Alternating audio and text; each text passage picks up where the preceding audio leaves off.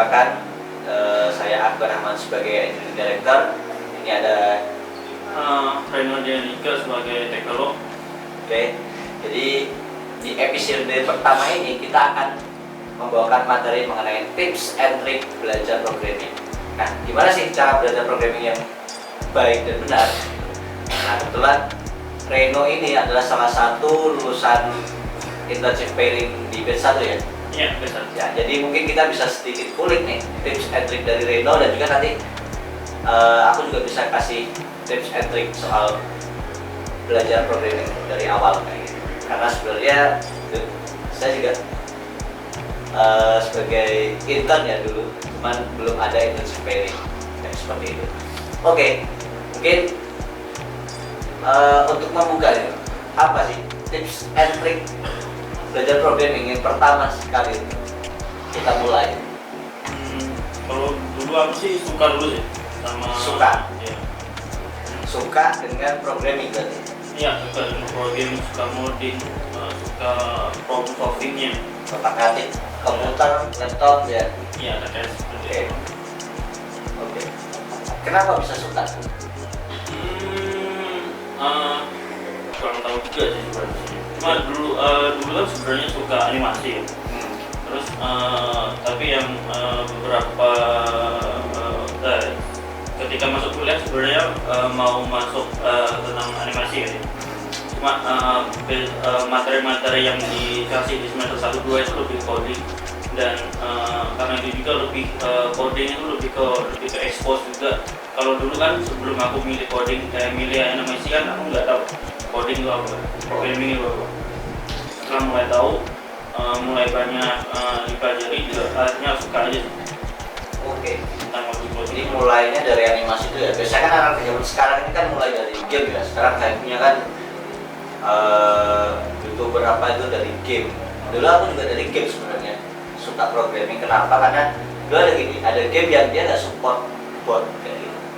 Dia di gamenya nggak support bot, sehingga aku nyari gimana nih biar bisa aku tinggal laptopku tapi dia tetap main ya. Nah, akhirnya aku bikin script tuh. Ada tuh nama toolsnya tuh, aku bikin script kayak gitu. Nah, dari situ aku mulai suka dengan coding kayak gitu. Scripting lah dulu. Dulu scripting, sekarang kita udah ngomongnya coding kayak gitu. Nah, dulu goalsnya hanya untuk bisa automate gameku sendiri kayak gitu. Itu dulu goalsku waktu scripting untuk code. Nah, kalau goalsmu sendiri apa? Dulu awal. Ketika masuk coding, Ya. awalnya ya cuma suka aja sih sebenarnya.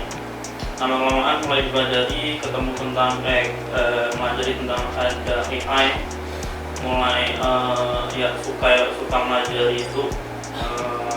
Terus kalau di AI mungkin mau buat ya mungkin sejenis ML gitu atau model, tapi ya belum pernah tuliskan. Oke. AI ada machine learning ini semakin nih tujuannya. Oke, jadi yang pertama ini kita harus punya tujuan dulu ya. Iya. Setuju kan ya? Kita tujuan, kita punya goals, sehingga gimana caranya kita bisa ke sana. Kayak gitu. Oke. Kalau menurutmu yang setelah goals apa nih? Untuk kita bisa, oke, kita mau belajar, kita udah punya goals nih. Setelah kita punya goals apa ya? Plan sih untuk mewujudin itu. Plan ya? Planning dulu di awal. Oke. Kalau dulu planku sendiri gimana waktu masuk ke rektoring? Planku ya ketika ikut ITS pairing itu ya lulus ya seenggaknya kalaupun diterima ya seenggaknya dipetain dulu di situ sampai dapat ilmu sebanyak-banyaknya. Oke. Berarti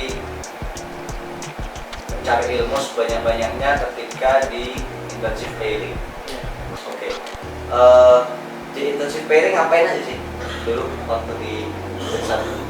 Dulu itu ngerjain tiket sih. Tiketnya ini tiket langsung dari klien gitu. Tiket ini berarti tas ya? Iya, Tugas ya? Oke.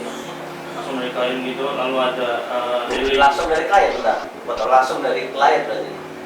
Artinya itu ada suatu tugas yang real dari klien. Tentu ada berbagai macam parameter, ada due date, ada story point, ada Iya, ada. segala macam. Ya. Itu langsung Ya. ketika itu query. Ya, ya. Oke. Nah, di situ ada daily activity itu terkait BPM, seberapa cepat kita ngetik, Stack Overflow, gimana cara tanya dan cara jawab. Lalu ada hackering juga untuk masak logik kita sama ya begini. Oke. Kalau dari situ bisa kusimpulkan mostly kita banyak praktek ya di level harian. Iya, mostly praktek ya. Teori gitu. Oke. Berarti lebih banyak praktek, lebih cepat jadi seorang programmer. Kalau menurut pengalaman sih, iya. Pengalaman. Iya. Oke. Tapi pengalaman nggak bisa bohong sih. Dan ya. Iya. Jadi praktek jadi salah satu faktor utama untuk kalian bisa cepat jadi seorang engineer. Oke, benar sih. Oke, jadi udah dua awal tips dari Reno. Mungkin sekarang dari aku ya. Kalau setelah misalnya gue sudah praktek tadi udah ya, jadi keseharian dipenuhi dengan praktek tentang programming itu udah. Kalau aku karena sudah praktek berarti harusnya bertemu dengan masalah, benar kan? Iya. Ya, karena praktek berarti sudah bertemu dengan masalah. Bertemu dengan masalah berarti kalian harus cari solusi gimana bisa menyelesaikan masalah itu ya. Oke, ya. Berarti di poin ketiga mungkin ya kalau aku bisa bilang memahami suatu masalah. Memahami suatu masalah gini, ketika kita misalnya baru jadi engineer pasti akan ada error misalnya kan. Iya. Pas ketika setup, ketika kalian mengerjakan task, kemudian kalian ngoding ternyata ada error.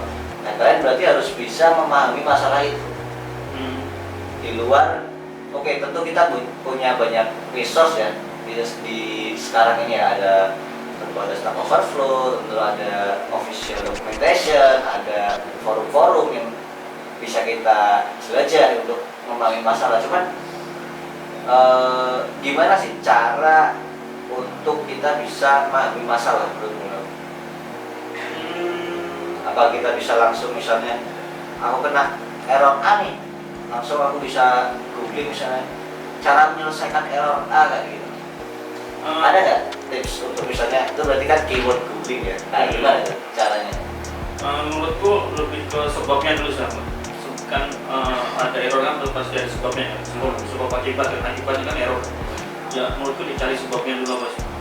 Setelah kita tahu apa penyebabnya kan kita bisa cari tahu sebabnya itu karena apa, dan karena apanya itu bisa kita cari tahu lagi cara yang benar itu seperti apa. Oke, berarti kalau aku simpulkan berarti kita harus tahu sebabnya karena apa. Nah itu kita harus cari tahu dulu nih di forum, di Google, error ini apa sih kayak gitu. Error ini apa, kemudian nah aku sering lihat nih ada engineer baru ya, yang baru jadi engineer, kemudian dia paling gampangnya ini contohnya slicing UI misalnya, ada HTML misalnya. Nah itu aku banyak lihat teman-teman ini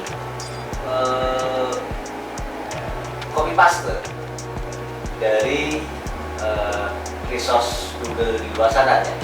Jadi mereka cari cara yang instan, yaitu ini cara bikin seperti ini gimana, kemudian ada source code, ada Stack Overflow tadi mana, dan dia copy terus dia paste. Itu best practice ya sih Dan menurutmu?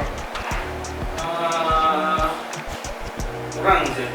Kalau emang untuk kita ngikuti pattern yang udah ada mungkin bisa, cuma sebelum asal copy itu sebaiknya kita pahami dulu code apa aja yang kita copy, kenapa kita pakai itu, mengapa seperti itu, dan kalau terjadi error karena copy kita bisa lebih cepat untuk tahu sebabnya itu apa.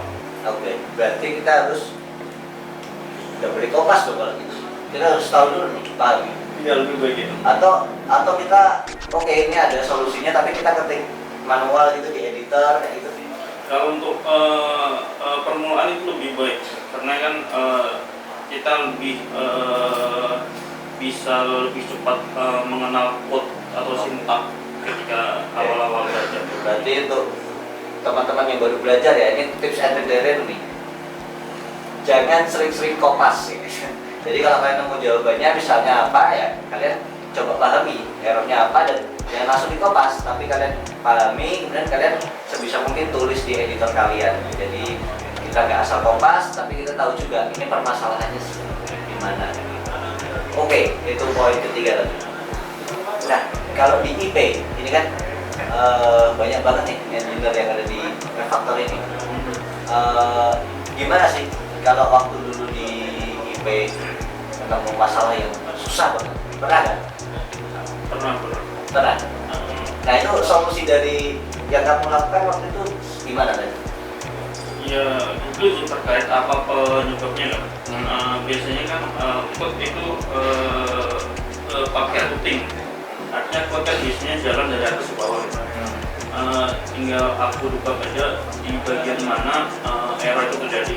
Apakah sebelum error kan berarti ada maka ya penyebabnya kan pasti sebelum line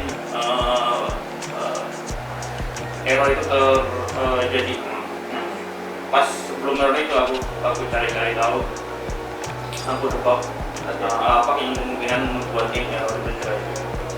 Oke, di debug ya. Nah cuman masalahnya kan kadang teman-teman yang baru belajar itu kan juga belum tahu tuh caranya tuh. Nah, dia juga harus dapat clue nih.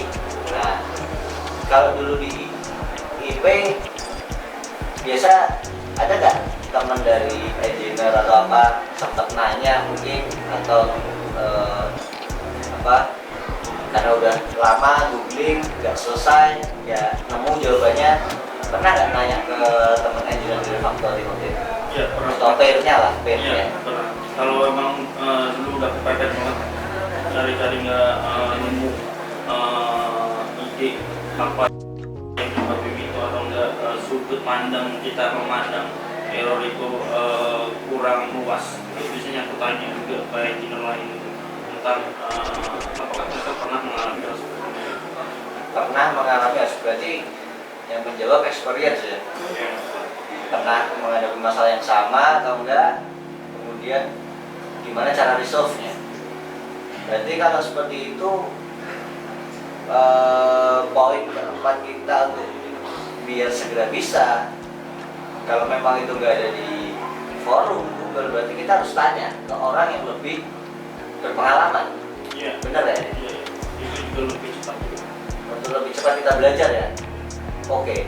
Berarti untuk teman-teman berarti poin keempat kita jangan ragu untuk bertanya kepada orang yang lebih berpengalaman, karena itu bisa membantu kita untuk resolve isu atau blocker yang kita hadapi. Oke, ini udah imbang ya. 1, 2, aku 3, 4. Balik ke beda lagi nih. Kira-kira poin kelima apa nih? Tips untuk teman-teman. Mungkin banyak baca deh. Baca buku atau baca dokumentasi? Dua-duanya. Ya? Dua-duanya. Oke. Baca buku. Kenapa harus kita perlu baca buku ya? Ibarat kalau kita buku itu bisa ngasih penjelasan detail banget tentang apa yang jadi permasalahan terkait apa yang mau kita cari atau mau kita tahu gitu, mau baca suatu bahasa gitu. Kalau kita nyarinya di buku itu biasanya dijelasin secara detail banget. Tapi kalau booking langsung biasanya kan cuma intinya. Oke. Nanti biasanya di buku kita dapat penjelasan yang lebih mendetail tentang permasalahan tersebut ya, konsep, kemudian kenapa harus seperti ini kayak gitu ya. Contohnya pun juga lebih banyak. Oke. Berarti harus banyak-banyak di buku dong kalau menjadi Yang gratis pun ada. gratis ada juga ya. Oke. Di perpus refaktornya juga ada ya sebenarnya. Banyak ya. Oke. Tapi gini deh, kalau baca buku programming itu kebanyakan bahasa Inggris. Nah ini artinya mengharuskan teman-teman dari yang ingin belajar cepat tentang engineering harus menguasai bahasa Inggris. Iya. Ini salah satu tips yang oke atau enggak nih? Kita harus bisa bahasa Inggris. Ya, oke sih menurutku karena mostly kan pengetahuan tentang coding yang advance itu ada di luar, ya nggak bermaksud kurang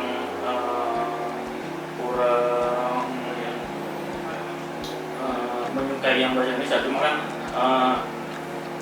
maksudnya kan orang luar juga lebih banyak yang ngoding, mereka juga bisa dibilang lebih dulu ngoding, dan permasalahan-permasalahan yang mereka alami juga kemungkinan sudah mereka alami sebelum kita mulai ngoding. Oke. Tapi sejauh pengalaman tuh ya, untuk beberapa bahasa pemrograman yang pernah aku pakai itu memang semuanya bahasa Inggris kan ya.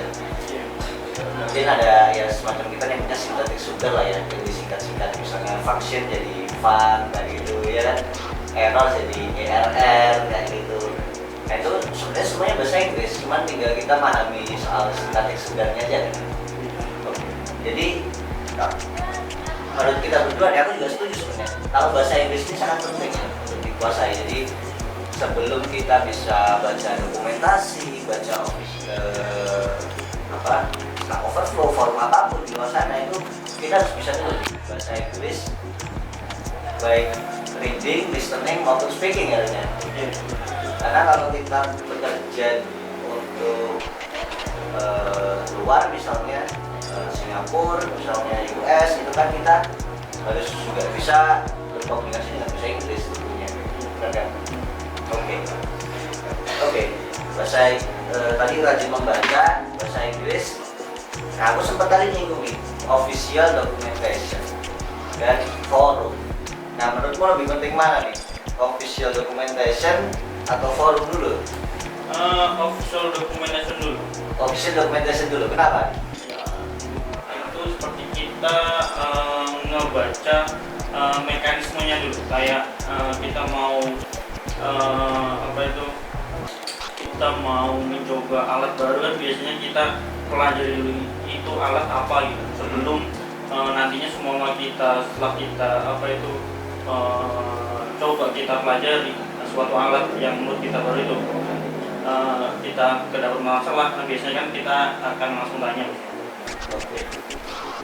Berarti lebih ke official documentation. Kalau aku gini, kenapa harus official documentation? Karena tentu official documentation itu pasti dibuat sama orang yang bikin produk itu juga, benar ya? Mostly seperti itu. Jadi yang membuat official documentation pasti lebih paham karena dia yang bikin. Nah itu kenapa kalau dari aku setuju untuk sebisa mungkin ketika kita menghadapi suatu error kita baca menuju ke official documentation-nya dulu. Nah itu paling penting. Nah misalnya ini case-nya lebih jauh nih, nggak ada di official documentation nih. Case-nya khusus lah, kita punya custom case lah ini. Kira-kira udah kita bisa pakai forum nggak? Bisa kayak Stack Overflow atau forum-forum lain besar yang mungkin mereka ada case yang sama juga. Ya, bisa kalau memang di usul kita udah pelajari semua, kita udah paham karena sebenarnya dan kita nemu masalah yang sudut pandang kita yang udah baca usul dokumentasi itu belum nemuin cara resolve-nya, itu bisa untuk ditanya ke forum. Ini untuk teman-teman yang baru ya, yang baru belajar ya tips and tricks-nya. Jadi kalau official documentation nggak ada, kalian coba ke forum seperti Stack Overflow, gitu. Banyak ya forum-forum gitu ya, tugas yang beneran ini dari layanan dari segala macam. Nah, untuk menunjang misalnya materi-materi yang itu nggak ada di tugas tersebut, itu gimana? Misalnya kalau bikin endpoint nih, itu artinya kan kita harus ambil data dari database, kemudian kita datanya kita kembalikan ke si front end kayak gitu. Nah misalkan kita nggak nemu case seperti itu, ada nggak cara buat kita tetap bisa belajar sebagai penunjang misalnya ketika di depan kita punya case yang seperti itu? Oh, kalau itu bisa apa itu cari-cari sejenis platform pelatihan gitu kan biasanya ada tuh bahas 1 sampai berapa gitu cara membuat aplikasi gitu. Bisa pakai itu juga sih terkait untuk kita bisa dibilang preparation sebelum ngerjain task gitu. Oke. Tapi itu gratis ya? Ada yang gratis. Ada yang gratis ya? Karena teman-teman ini kan baru belajar ya? Mungkin belum belajar, jadi baru pengen belajar. Jadi kalau gratis harusnya mereka semangat, nggak ada halangan untuk mulai belajar kayak gitu. Oke, jadi kalau di Refactory sendiri apa platform belajar yang dipakai selama IP dulu? Dulu ada HackerRank terkait melatih logic dan SQL-nya. HackerRank ada untuk logic dan SQL. Oke. Kemudian ada lagi ya?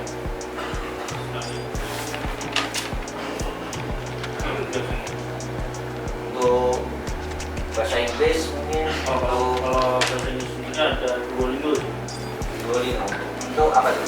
Duolingo. Itu ya platform pelatihan untuk bahasa asing gitu. Cukup lengkap untuk melatih vocabulary kita. Ada speaking juga. Ada speaking, listening ada juga. Ada juga. Oke. Di beberapa platform gratis juga kan ya? Iya. Gratis ya. Jadi teman-teman bisa pakai platform-platform tersebut ya untuk melatih bahasa Inggris, melatih tes logic, SQL juga tadi, SQL query ya. Oke. Kayaknya banyak banget ini tadi yang kita bahas soal platform, soal official documentation. Nah, terakhir nih kalau dari aku ya, kita udah punya goals, sudah punya proses, sudah punya bahan belajar kayak itu.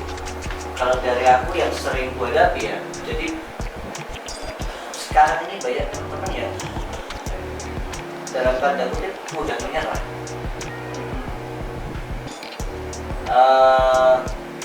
Aku juga kurang tahu kenapa ya, karena kalau aku kembali ke 7 tahun lalu itu ya aku nikmati prosesnya. Pernah nggak nemu error yang susah ya? Pasti pernah kan? Pasti pernah, cuman ya dinikmati error itu karena ya gue lagi programmer, developer, ketemunya pasti kalau nggak error deploy production gitu. Kalau ketemu error ya udah dinikmati. Nah cuman akhir-akhir ini aku sering melihat banyak teman-teman yang mudah nyerah, mudah bilang nggak bisa. Ini gimana sih kalau dirimu sendiri untuk mengatasi rasa biar nggak mudah nyerah gitu? Kalau terkait coding sih, nyerah sih itu nggak pernah ya. Karena emang aku suka coding. Nah itu ya, harus suka dulu ya. Ya. Dan ya karena aku suka, aku jalanin terus walaupun ya susah dapat error apapun juga tetap jalanin. Aku suka aja. Harus suka dulu, harus punya goals dulu ya, biar kita nggak punya mentality yang ya setengah-setengah atau mudah nyerah ketika ada isu. Apalagi buat teman-teman yang baru belajar nih pasti akan menghadapi goyang gaji. Ini apa ya, ini apa ya. Cuman kalau pesan dari kita aja mudah menyerah, karena ya nikmati aja prosesnya. Asalkan kalian tetap improve, tetap di tiap level hariannya ada perubahan, itu udah bagus. Nah paling itu sih. Oh sama satu lagi, nah ini buat teman-teman yang dulunya mungkin sudah suka main game, dari suka otak-atik komputer, laptop, ini yang paling penting, jangan lupa untuk istirahat. Setuju? Iya, setuju. Jadi dalam proses belajar kalian juga harus punya waktu istirahat yang cukup kan gitu. Jadi ya minimal 6 jam, maksimal 8 jam ya tidur normalnya. Seorang manusia 8 jam itu udah maksimal. Jadi ketika memang udah waktunya istirahat, ya istirahat dulu. Karena dulu waktu belajar juga lu sempat ada pengalaman gini deh. Ketika kurang tidur terus ketemu error itu nggak bisa resume. Tapi kemudian ketika ada dan sangat lelah kayak gitu, tidur, biasanya buka laptop langsung resume. Nah itu kemungkinan kata mentor lu, oh kamu kurang tidur. Jadi kadang memang kita butuh waktu istirahat yang cukup untuk meresolve isu juga. Kalau pola tidurmu sendiri gimana ngatur? Cukup nggak? Lebih ke kalau emang mau tidur ya tidur aja sih. Kalau udah capek tidur gitu ya. Udah lelah istirahat, bangun pagi ready lagi. Oke. Jadi teman-teman yang biasanya begadang karena dulunya suka main game terus begadang, jadi kalau udah lelah ketika belajar programming, ya mending istirahat dulu, dilanjut besoknya ketika udah fresh lagi. Kadang itu juga bisa mempengaruhi proses belajar teman-teman. Oke, kurasa tadi udah cukup panjang ya. Jadi kalau simpulkan kita punya yang pertama ada kita harus suka dulu, harus punya tujuan, punya goals yang kita pengen nyapain itu. Yang kedua tadi kita juga praktek tadi, jangan takut untuk coba lah ya, jangan takut untuk nyoba langsung mempraktekkan atau langsung ngoding ya gitu. Yang ketiga tadi kita punya cara memahami masalah kayak gitu. Jadi jangan langsung kita cari jawabannya apa, tapi kita harus pahami dulu nih masalahnya apa dan misalkan jangan copy paste. Jadi coba dipahami kode yang kita tulis itu apa. Kemudian yang keempat ada jangan ragu untuk tanya, jangan ragu untuk cari solusi dari orang yang lebih berpengalaman kayak gitu. Yang kelima ada rajin baca dari buku, dokumentasi seperti itu. Yang keenam ada bahasa Inggris. Ini paling penting sebenarnya, cuman untuk teman-teman sekali lagi nih semua bahasa pemrograman mungkin hampir semua ya itu menggunakan bahasa Inggris. Dokumentasi juga pasti bahasa Inggris ya, bahasa Inggris. Kemudian ada kalau cara googling atau apa kita bisa refer ke official documentation. Kemudian ada platform juga kayak Stack Overflow. Kemudian untuk penunjang tadi ada platform belajar seperti HackerRank, ada Duolingo untuk bahasa Inggris kayak gitu. Yang ke-10 jangan mudah menyerah, hadapi, nikmati prosesnya, dan yang terakhir istirahat yang cukup. Jadi ada 11 tips and trick belajar programming dari kita hari ini. Oke, mungkin untuk episode kali ini cukup sampai di sini. Di next episode kita coba akan bahas lagi tentang bagaimana sih cara belajar programming di Refactory kayak gitu. Terima kasih teman-teman yang udah nonton. Selamat bertemu lagi di Tech Veloroom. Dadah.